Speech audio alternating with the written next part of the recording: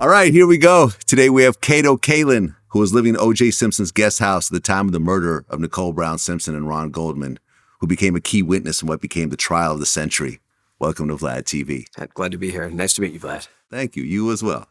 Well, let's start in the very beginning, because you're part of a very important story.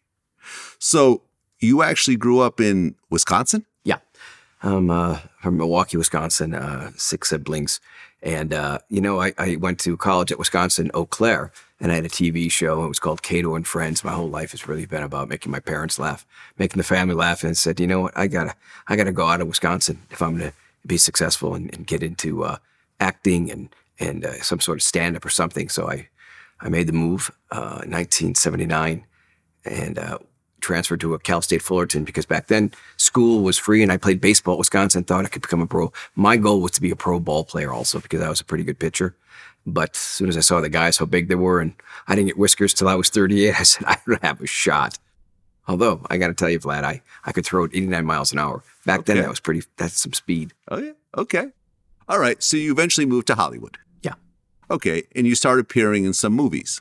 I think Beach Fever was the first one. Yeah. Beach Fever. If you're ever on an aircraft carrier, you might see it.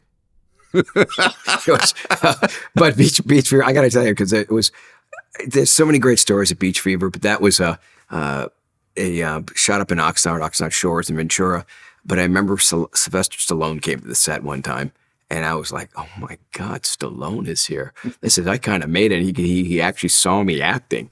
And then I had 3 different commercials. So I did a Coca-Cola slice and a cherry Coke. So I thought, this is really easy money. And then it just kind of dried up. But I never stopped pursuing a goal, even as we speak today. Yeah. So all I do is I keep trying to chase this dream. Right. In 89, you were in a movie called Night Shadow. Night Shadow, werewolf picture. Right. It's a low-budget horror movie. Yeah, it's pretty much low budget. It's like, you got paid in lotto scratchers. Here you go. Good luck. No. Okay. So here you are. You're an aspiring actor. You're trying to make your way in Hollywood. And right around 1992, OJ and Nicole got a divorce. Now, you hadn't met anyone at that point. I'm just kind of setting the stage of what starts to happen. At the time, OJ was very wealthy. He had $10 million in assets, and he was making more than $1 million every year in income, including $500,000 from Hertz Rent-A-Car, which that kind of comes back up later on. Yeah, exactly.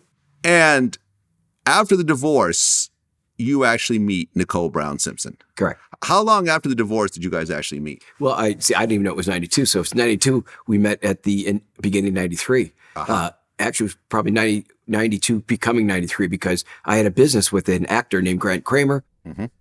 Successful actor. He was on General Hospital, very good looking woman. It was a stud. So he was my partner in a casting business and we did pretty well. We said, let's go to Aspen. Everybody goes to Aspen for the New Year's. So we, after Christmas, we drove and went to all the hottest parties back in the 90s. It was the place to be. And Grant was sort of an easy ticket to get everything because they recognized him. And I was not recognizable, but I was always there for comic relief. Nicole saw him, said hi to him because he had done some ski events, celebrity ski events with Nicole and OJ. And so she recognized Grant and they just hit it off immediately. Okay. So they start to kind of hang out. Yeah. And you're kind of a third wheel in this whole situation. Yeah. I was comic relief. I was the third wheel.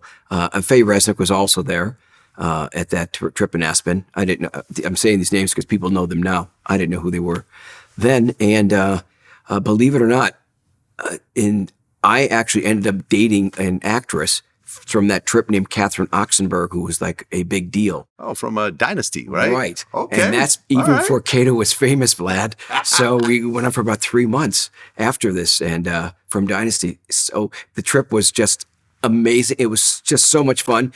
And then I became friends of Nicole because of seeing them for that week and just hanging out and just laughing a lot.